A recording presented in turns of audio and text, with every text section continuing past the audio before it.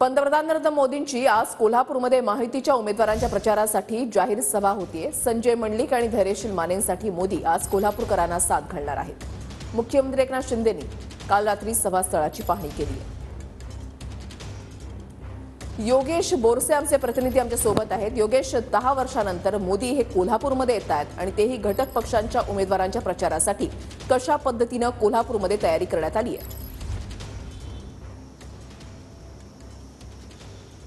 वृषाली, गेल्या काही दिवसांपासून कोल्हापुरात होणाऱ्या पंतप्रधान नरेंद्र मोदी यांच्या सभेची तयारी सुरू आहे।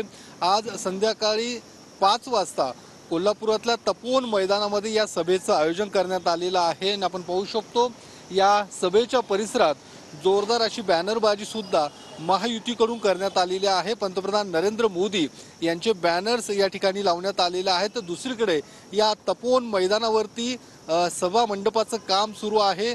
जवळपास आता अंतिम टप्प्यात हे काम आलेलं आहे आणि साधारणतः काही लाखोंच्या संख्येने कोल्हापूरकर या सभेला उपस्थित राहतील असा अंदाज महायुतीच्या नेत्यांकडून लावण्यात आलेला आहे।